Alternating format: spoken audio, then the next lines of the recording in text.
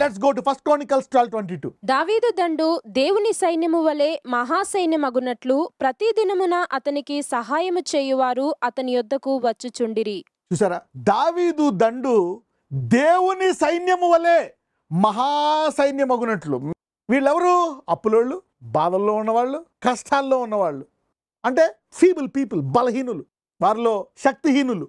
వీళ్ళు దావీదు దగ్గరికి వచ్చారండి బతకలేక. అయ్యో మా వల్ల కాదు. They came and joined 400 people. అక్కడ 200, అక్కడ 100 people started joining to David. ఇలాగ వందల వేల మంది దావీదుకి జాయిన్ అవుతున్నారు. దావీదు దండు దేవుని సైన్యముల వలె మహాసైన్యమగినట్లు ప్రతిదినం అతనికి సహాయము చేయవారు అతని యొద్దకు వచ్చాను. మనం ఏమనుకుంటాం, గొప్ప గొప్పలు అడుగుతున్నారు, గొప్ప గొప్పలు కాదు. అలా చూసినట్లయితే let's go they 1 Samuel 22 2nd verse. అప్పులు చేసుకున్న వారందరూ ఇబ్బంది గలవారు, అసమాధానముగా ఉండేవారు. The distress, everyone that is in debt, everyone that was discontented. These people. మరి ఇక్కడ దేవుని సమూహం వలె అంటారేంటి? If you go back now to 1 Chronicles 12:22. దావీదు దండు దేవుని సైన్యము వలె మహాసైన్యమగునట్లు. దేవుని సైన్యం ఎవరు? మిఖాయేలు, గాబ్రియేలు, దూతలు, పవర్ఫుల్ ఏంజల్స్. మరి వీళ్ళు దేవుని సైన్యం వల్ల ఎలాగయ్యారంట? How can they become like a great host, like the host of God? I mean, God has this kind of angels. What is God comparing with? God is shifting his church into a dangerous kind of kingdom, to everything that is named as strong. Can you digest it? Now let me give you more. 1 Chronicles chapter 11 verse 9. సైన్యములకు అధిపతియగు యెహోవా అతనికి తోడయుండగా దావీదు ఈ ప్రకారము అంతకంతకు అధికుడగుచుండెను. God was with them. మరి ఇంతకుముందు దేవుడే ఉన్నాడు దావీదు తోటి, కానీ అంతకుముందు దావీదు మరి పరిగెడుతూ ఉన్నాడు, సౌలేమో తగులుతూ ఉన్నాడు. అక్కడ ఇప్పుడు దావీదు ఏమడుగుతున్నాడు? అయ్యా ఎక్కడ పారిపోవాలి, నేను చావకుండా, నేను బతుకుతానా చేస్తానని గడిగడ గండం అంటూ బతికాడు 10 ఏళ్ళు సుమారుగా. అప్పుడు దేవుడు అతను కాపాడుతున్నాడు అడుగడుగున. The same God is now shifting David season. అరే ఇంటి కట్టగలనా, నాకు తిండి ఉంటుందా, నాకు ఉద్యోగం వస్తుందా, పెళ్ళి అవుతుందా, పిల్లలు పుడతారా, నా సంసారం నిలుస్తుందా, నేను క్షేమంగా బతుకుంటానా, ఇలాంటి జీవంతో ఉండేవారి అదే దేవుడు తోడుకొని ఇక్కడ కాపాడుతూ ఉన్నాడు. నువ్వు చావకుండా అన్నం ఇస్తున్నాడు, బట్టలు ఇస్తున్నాడు, ఆహారం ఇస్తున్నాడు, అన్ని గట్టెక్కిస్తున్నాడు. అదే దేవుడు ఇప్పుడు కాలం మారుస్తున్నాడు. మరి అతనితో ఉండే అప్పులు వాళ్ళు ఎలా మార్చాడో, ఆ కష్టం ఎలా మార్చాడో చూద్దాం. Let us see 1 Chronicles 11:11. దావీదు నొద్ద నుండిన ఆ పరాక్రమశాలులు పట్టులోని వారు 30 మంది. వారిలో హాక్మోని కుమారుడైన, చూడండి, వారిలో హాక్మోని కుమారుడైన యషాబాము ముఖ్యుడు. ఇతడు ఒక యుద్ధమందు 300 మందిని చంపి వారి మీద ఈట ఆడించాడంట. Can you believe it? అప్పులు చేసి కష్టాల పాలైపోయి ఏ దిక్కు లేకుండా ఓ మూల కూర్చున్నవాడు, మోస్ట్ ప్రాబ్లం ఒక పూట తిని బతుకుతున్నాడేమో, వాడు దావీదు దగ్గరికి వచ్చి ఎలాగైపోయాడంటే, ఇతని పేరు Jashobeam, the chief of the captains. He lifted his spear. అతడు ఈటతో 300 మందిని చంపాడంట. ఒక వ్యక్తి ఈటతో 300 మందా? ముగ్గురు నలుగురు కూడా కష్టపోని 10 మంది అంటే అనుకోవచ్చు. 300 మంది వస్తే ఒకేసారి ఎలా చంపగలరు అంటే ఇది ఎవరి సామర్థ్యము? God's ability. So everybody is partaking the divine nature. Somebody is tapping into divine nature, shifting the season from this weak season. So the planet are going to see the believers at a very powerful phase. You are praying for a job, live like Lazarus and go to heaven. No! The season is changing. God is now clearly explaining. Yehovah ఉదయించడం అంటే ఏంటని చెప్తున్నాడు. లెమ్ము తేజరులెమ్ము. People could not digest that. Darkness is prevailing. Economy is going down. And God is telling the church, I will rise on you. So God is even preparing. మిమ్మల్ని కూడా తయారు చేస్తున్నట్టున్నాడు ఇది పొందుకోవడానికి. He gave a hint now. దైవ సామర్థ్యం అంట. The one man, ఇతనే బతకలేనాడు, ఈటతో 300 మంది. చూసాం కదా, discontent, distress and the death man, week man. అంటే 400 మంది ఇలా తయారయ్యారంట. 400 people became like this. చూద్దాం, లెట్స్ రీడ్ వర్స్ 13 ఆల్సో. మీకు క్లియర్గా అర్థమవుతుంది. ఫిలిష్తీయులు దాని నిండా ఎవలుగల చేను ఉన్న పస్బన్నీలో యుద్ధము చేయుటకై కూడిరాగా జనులు ఫిలిష్తీయులను చూచి పారిపోయినప్పుడు ఇతడు దావీదుతో కూడా అచ్చట ఉండెను. వీరు ఆ చేనిలో నిలిచి దాన్ని కాపాడి ఫిలిష్తీయులను హతము చేయగా యెహోవా జనులకు గొప్ప రక్షణ కలుగజేశాడు. అరే ఒక వ్యక్తి ముగ్గురులో ఒకడు ముందుకెళ్ళి దండును జయించాడంట. This is again something divine.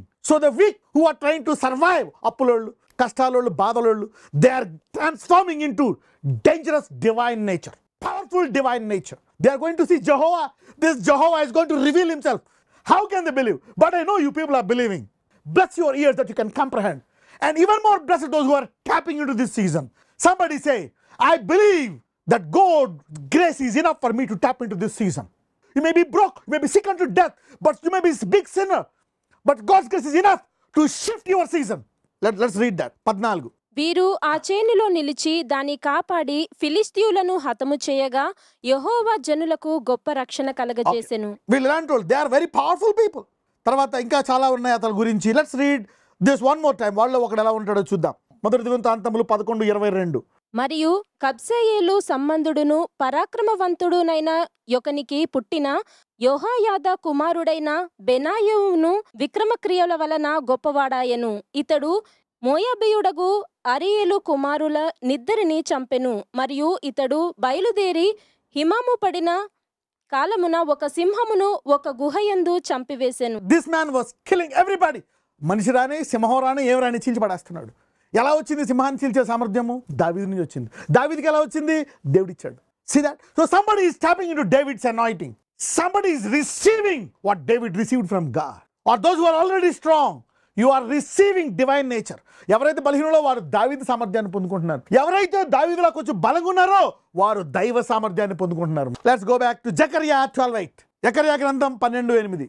ఆ కాలమున యెహోవా యెరూషలేము నివాసులకు సంరక్షకుడుగా నుండును. ఆ కాలమున వారిలో శక్తిహీనులు దావీదు వంటి చూసారా? How people will become like David. దావీదుతో వారు ఎలా తయారవుతారు? దావీదు సంతతి వారు దేవుని వంటి వారుగాను జనుల దృష్టికి యెహోవా దూతల వంటి వారుగాను ఉందురు. Okay, let me explain to you a bit about that. దావీదు సంతానం ఎలాగవుతారంట? దేవుని వంటి వారు. You see that now he is telling gods. Okay, let us see. కీర్తనలు 82. ఎంతకాలము మీరు అన్యాయముగా తీర్పు తీర్చుదురు? ఎంతకాలము భక్తిహీనుల ఎడల పక్షపాతము చూపుదురు అంటున్నారు అన్నమాట. ఎంతకాలం మీరు అన్యాయంగా తీర్పు తీరుస్తారు అంటే ఈ జరుగుతున్న అన్ని మీరు ఎలా సహిస్తున్నారు? అన్యాయం. What did Moses do? He judged Pharaoh. He said live my people, we have the power. You see that now? This is like telling no you can't do this. God's nature అన్నాడు. ఎంతకాలం మీరు అన్యాయంగా తీర్పు తీర్చుదురు? ఎంతకాలం భక్తిహీనుల ఎడల పక్షపాతం? Why not rising up and take over them? Read it. పేదలకును తల్లిదండ్రులు లేని వారికిని న్యాయము తీర్చుడి, శ్రమగల వారికిని దీనులకును న్యాయము తీర్చుడి. We need to judge them and then help the poor. చూద్దాం. దరిద్రులను నిరుపేదలను విడిపించుడి, భక్తిహీనుల చేతిలో నుండి వారిని తప్పించుడి. He's telling the church to rise up and set the planet in an order. దేవుడు చెప్తున్నాడు తన సంఘస్థులు సామర్థ్యాన్ని పొందుకొని భూలోకాన్ని చక్కబెట్టండి. It's in the Bible. This is the same book that you're reading. చూద్దాం. జనులకు తెలివి లేదు, వారు గ్రహింపరు. వారు అంధకారములో ఇటు అటు తిరుగులాడుదురు. దేశమునకున్న ఆధారములన్నీయు కదులుచున్నవి. ఇక్కడ ఎవరు చెప్తున్నాడు? జనులు, ప్రజలతో మాట్లాడుతున్నాడు. ఇందాక ఎవరితో మాట్లాడుతున్నాడు? సంఘముతోటి. సంఘానికి అంటే ఈ ప్రజలను రక్షించడానికి దేవుడు ఎవరిని చేయబోతున్నాడు? సంఘస్థులను. That's why when there is darkness telling, I will rise on you. If you are ready to receive this, all you need to say is, Lord, I believe. Simple. నువ్వేమో ఈ పూట గడిస్తే చాలు, నా కూతురు పెళ్ళి అయిపోతే చాలు, నా కొడుకు ఉద్యోగం వస్తే చాలు, వాడికి పెళ్ళి అయిపోతే చాలు, ఈ అప్పు పోతే చాలు నువ్వు అనుకుంటుంటే ఇక్కడ God is telling it is my church, I'm the most powerful God. చూద్దాం. మీరు దైవములనియు మీరందరూ సర్వోన్నతుని కుమారులనియు నేనే సెలవిచ్చి. అలా చెప్తున్నాడు సంఘంతో, మీరందరూ సర్వోన్నతుని కుమారులనియు నేనే సెలవిచ్చున్నాను. And you want to go when there is a problem in the earth, you want God to come and take you away, not the way that it's happening. ఆయన నామాన్ని మహిమపరిచి వెళ్ళాలి. చాలు మహిమపరిచేసింది, it's good, then we can go. You see that now? Let's read verse 7. అయినను ఇతర మనుషులు చనిపోవునట్లు మీరును చనిపోవుదురు, అధికారులలో ఒకడు కూలునట్లు మీరును కూలుదురు. ఓకే, మీరు వాళ్ళతో చనిపోవచ్చు, మీకు ఇబ్బందులు అవచ్చు, కానీ you will operate at my level. You will move like me, like Samson. మా మానవుడిలాగే ఉంటావు. సమయం వచ్చినప్పుడు you will defeat. Somebody is tapping into the move of the Holy Spirit. This is already in the Bible, in the past. చూద్దాం. దేవా లెమ్ము, భూమికి తీర్పు తీర్చుము, అన్యజనులందరూ నీకే స్వాస్థ్యముగా ఉందురు. దావీదు అంటున్నాడు, నువ్వు సంఘానికి ఇచ్చావు కానీ సంఘంలో ఎవ్వరు లేవట్లేదయ్యా, నువ్వే రా, నువ్వే వచ్చి. ఆయన అంటాడు, నేను కాదు నువ్వు అంటున్నాడు. ఇది జరుగుతుంది వాగ్దానం. So if you can't go, God will take you around the mountain for 40 years. He took it for 2000 years. But I think somebody is tapping into this season, the Joshua generation, who are being prepared in this season, receiving mighty things. కొంతమంది Jashuva generation లాగా మేము ఈ వాతావరణంలోకి వెళ్తాం ప్రభువా, ఈ change of season. Somebody is tapping into this. Let us pray for change of season. Let us tap into this season. నాజరేయుడైన యేసయ్యా, అయ్యా ఇదిగో ప్రభువా, నువ్వు కాలంలోను సమయంలో మారుస్తున్నావు. ఇదిగో ఎంత గొప్ప ఉజ్జీవాన్ని తేబోతున్నావో, యొక్క సామర్థ్యాన్ని మార్చబోతున్నావో నీ వాక్యము ద్వారా నువ్వు సెలవిచ్చున్నావు. అయ్యా మేము బలహీనులము, మా వల్ల కాదు, కానీ నీ వల్ల, నీ కాలములోకి, నూతనమైనటువంటి యుగములోకి మమ్మల్ని తీసుకెళ్ళండి. నీ కృపతో మమ్మల్ని ఆ నూతన సామర్థ్యం, దైవ సామర్థ్యాన్ని, దావీదు సామర్థ్యాన్ని అనుభవించి నీ నామాన్ని మహిమపరిచి, ఎప్పుడైతే మాలో బలహీనుడు దావీదు వలె అవుతాడో, మరి దావీదు లాంటి వాడు దైవ స్వభావం కలిగి ఈ భూలోకములో శాంతి, సమాధానము, న్యాయము, స్వస్థత, సమృద్ధి, మంచితనము, నీతి, పరిశుద్ధత తీసుకొస్తాడో ఇప్పుడు ఈ వాక్యం విన్న వారందరిలోకి నూతన సామర్థ్యాన్ని దయచేయమని నజరేయుడైన యేసు నామమున ప్రార్థిస్తున్నాము తండ్రి.